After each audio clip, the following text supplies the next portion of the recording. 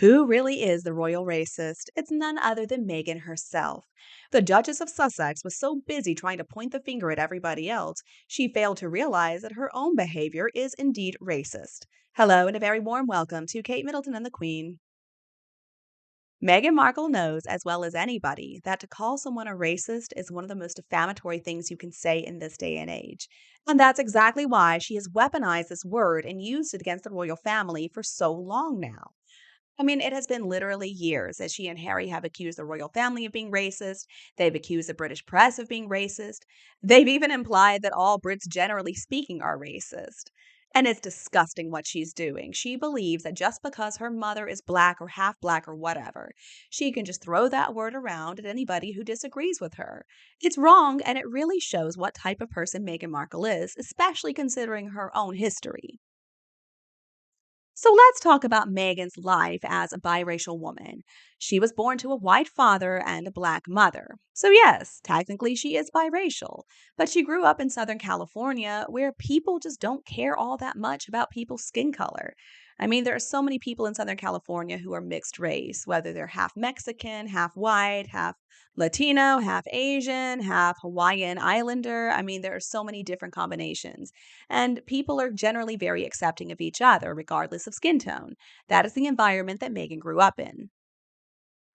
But see, Meghan Markle is not somebody who is comfortable in her own skin. She's never truly been comfortable with who she is, and that's why she acts like this. That's why she has to insult other people. That's why she has to act like she's so far above everybody else. It's because at the end of the day, she hates who she is. And we can see this when she was growing up. She tried to change her appearance from a very young age. When she was young, she had naturally curly hair. She was a cute kid. I've seen the photos of her when she was little. There was nothing wrong with her. You could tell that she was biracial. She had some features that she clearly inherited from her white father and others that she obviously inherited from her black mother. But there was nothing wrong with her appearance. I would never say that she's beautiful, but she was cute. She was attractive. Megan has shown us over the years that she is an incredibly shallow, superficial person. She seems to believe that appearances matter a lot more than they really do. And that's why, as soon as she was able to, she started straightening her hair, she started lightening her skin. You can tell she's even had a nose job. She has tried her best to erase all black features. These are features she inherited from her mother. But see, when she was growing up, she didn't want to be like her mother. Remember the story that she told about how she went to some Catholic school when she was growing up, and her mother came to pick her up from school, and some classmate of Megan's asked if it was her maid or maybe nanny. I think it was maid, though. As I understand it, most of Megan's classmates were white, and so it was surprising to them that this black woman was showing up to pick up Megan. But instead of standing up for her mother and saying, "Yes, that's my mom and I love her to bits," Megan decided to internalize that racism. Megan herself hates black people more than anybody does. Let's look at a few examples of her behavior to see what I mean. So, first of all, we know for a fact that Meghan Markle identified as Caucasian for most of her life. Anytime she had to fill out an official form, she didn't mark biracial or black, she marked Caucasian. Meghan Markle considered herself to be white. And when she went to university, she joined a sorority. Did she join a black sorority, of which there are plenty, by the way? Absolutely not. She joined a white sorority because that was how she saw herself. Meghan, for most of her life, also did not have a close relationship with her mother, and she certainly didn't have a close relationship with her mother's family, the black side of the family. In fact, she didn't invite any of them to the wedding. As a child of Hollywood, Meghan has always wanted to be better than what she was born into. Meghan's father, of course, was a lighting director and worked on the set of Married with Children. He did fine by Hollywood standards. In fact, he even won an Emmy. And so, of course, Meghan wanted to be a part of that world. She wanted to be a star from a very young age. Meghan's mother also abandoned her when she was quite young. We still don't know exactly what Doria was doing all those years, but Meghan certainly spent a lot of time with her father and her father alone. She was not being raised by her mother, that's the truth. In fact, Meghan only really cared about her blackness when she got together with Harry because she saw that she could use it as a weapon. That's what this is all about. Meghan herself even said that, oh, nobody really saw her as a black woman until she married Harry or got together with him. And she blames the British press for bringing up the fact that she's black and making a big deal out of it. No, that's not how it happened. She herself is the one who started making such a big deal out of it. Now, I know there was some nasty stuff in the British media, like calling her straight out of Compton and all that. But most of the articles that talked about Meghan's race were praising the fact that she was biracial, saying that she was bringing something new to the royal family, some more diversity, which seemed like a good thing at the time. And now, thanks to Scooby Doo's book Endgame, we know that Meghan Markle felt insulted after the palace assigned Queen Elizabeth's black equerry to help her feel comfortable. Here was the palace doing their best to try to help Meghan. They were assigning her this man because they thought maybe she could relate to him better. She was the one who was saying that nobody could understand her experience because she was black. Well, all right, they said. Here's somebody who can understand your experience. He can help you. But she refused his help. In Endgame, Scobie writes, though a charming and intelligent man, it stood out like a sore thumb to Meghan and her friends. According to the U.S. Sun, Meghan and her friends were insulted when the palace suggested the Queen's attendant help her, which, according to Scooby Doo, was probably due to a lack of black or other non white staff in relevant senior roles. According to Scabies, a friend told Meghan, I doubt Kate was offered an equerry for guidance. Well, I mean, come on. Meghan had been giving them such a hard time refusing help from everybody. At that point, they were at their wits' end. They knew that she needed some assistance. She was not doing well. She was not adapting well. In fact, they had already tried to assign a few different people to help Meghan. Lady Susan Hussey, for example. But Meghan didn't want to listen to her advice. So they thought, okay, then, maybe it's because Meghan sees Lady Susan as this elderly white woman, feels like she can't talk to her, feels like she can't relate to her.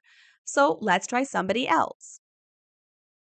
Author Tina Brown, in her 2022 book, The Palace Papers, also addressed this issue.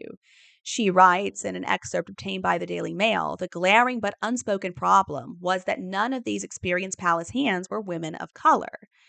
But see, that to me is very racist of Meghan. Meghan acts like, in order to understand her experience, you must be a woman of color. Well, no, she presents herself as white. She has gotten plastic surgery to make herself look more white. She's gotten her hair done to make herself look more white. For most of her life, she identified as a white woman. So, how is it that only a woman of color could possibly help her? Also, look at who Meghan chooses to have relationships with, both platonic and romantic.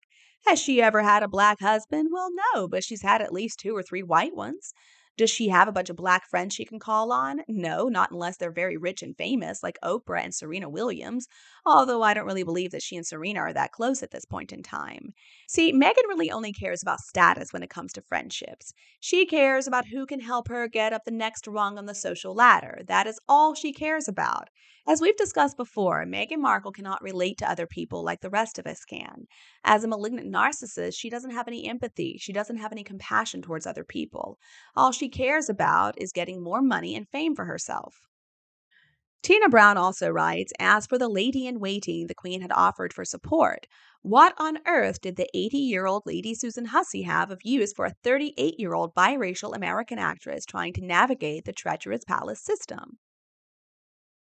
Well, honestly, I think Lady Susan Hussey had a lot to offer Meghan. She had experience in the palace. She knew the palace through and through. She knew what it was all about. She knew what would be expected of Meghan in her role. And if Meghan had just not been so haughty, if she had been able to listen to some good advice, then she probably could have fared a lot better. But no, Meghan was never going to do that. And as we know, poor Lady Susan Hussey had to step down from her royal duties in 2022 after she was asking a black woman who came to the palace where she was from. Now, okay, taken out of context, that conversation does sound pretty bad. But let's remember, this is a woman in her 80s. She comes from a different time. She was not trying to offend anybody. She was just trying to be curious. I'm also still not convinced that Meghan Markle did not orchestrate that entire scandal. See, I think that Ngozi Fulani woman who came, I think she was a Meghan Markle plant. She was sent there to rile up whoever, probably Queen Camilla, but she got Lady Susan Hussey instead. She targeted this poor elderly lady and then caused her to lose her job. And I don't think that's right. I mean, I think that Lady Susan Hussey had worked for the Queen for such a long time. She had been such a loyal servant. I mean, sure, she needed to apologize for repeatedly questioning this woman about where she was from. I understand why that could have been offensive to some people. but she did not deserve to lose her job over that. And let's remember, this whole scandal erupted when William was in Boston promoting Earthshot. See, every single time William and Catherine are getting positive press coverage, Meghan and Harry have to do something to distract our attention away from them. So she refused Lady Susan Hussey because she was white, and then she refused the Queen's equerry because he was black? What is wrong with this woman? The truth is, she was going to refuse help from absolutely anybody and everybody because she believes she knows best. She cannot take criticism. And that's a big part of the reason that her reputation is in tatters right now and she can't succeed at anything career-wise in the US. Her arrogance and her ego make her simply impossible to work with. She's incredibly difficult, and this is coming from multiple sources. Now, if it's true that Meghan and Harry did indeed use surrogates to produce these two children and the children are real, then I'm sure that also has a lot to do with Meghan's feelings about her own race. Meghan herself said that she was so excited that her daughter had big blue eyes. That tells us all we need to know. You see, it wasn't King Charles or any other member of the royal family who was worried about how dark the children might turn out to be. It was Meghan herself. Thanks to Reddit, I also came across this excellent comment about this very subject that was left by somebody on YouTube. So it reads, as a black woman, I confirm that the racist person in this whole story is Meghan Markle herself. She is indeed uncomfortable with black people and certainly does not know and does not want to know the black community and our cultures. As far as I'm concerned, she's not black in any way. And I'm not talking about the color skin, I'm talking about the culture and the vibe. I know white people who are blacker than Meghan, and I don't understand how a couple who are more than 75% white speak on behalf of the black community or think they are represented. That alone is outrageous. Harry and Meghan are in no way connected to the black community or cultures, while King Charles works in several organizations that help our communities across the Commonwealth. Meghan did experience racism in the royal family from her perspective. It is the fact that she was not considered 100% white that is racist in her eyes. Meghan Markle just doesn't want to accept that she is 50% black, and that's what she finds racist. This is certainly her first experience of being perceived as black outside of LA. This is what being racist is for Meghan Markle. It is not being seen as white. This is her idea of racism, which itself is a racist approach. Now, I absolutely love this comment for a few different reasons. I think this woman is hitting the nail on the head, and she is speaking as a black woman, like she says, so she knows what she's talking about. Meghan's behavior is incredibly offensive to so many black people because now Meghan claims to be one of them. Remember how she told the women in Africa that she was their sister? No, Meghan, you're not their sister. I mean, come on. Meghan has lived her entire life as a spoiled, privileged white girl from Southern California. And let's be real about the reason that Meghan Markle has accused the royals of being racist. It's because she wanted a reason to leave. She never intended to stay from the very beginning.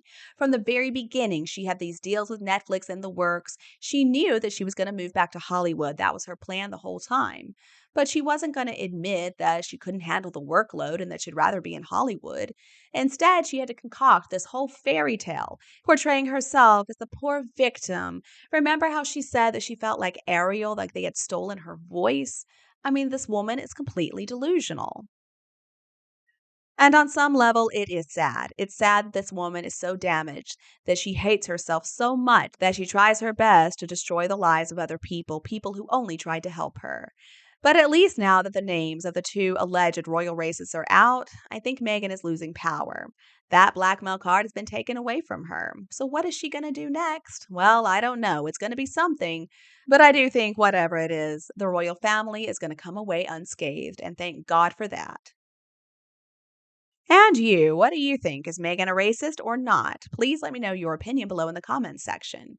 Unfortunately, my friends, I still do need your help to report the King Charles channel for stealing my videos. Hopefully soon it's going to be over, but for right now, thank you so much for your help with this. If you enjoyed our video today, don't hesitate to like and share with anybody else who would appreciate it too. Before you go, don't forget to subscribe to get more updates from Kate Middleton and the Queen. As always, thank you so much for watching. Thank you for your support. Have a wonderful day, and I'll be back to see you in the next videos.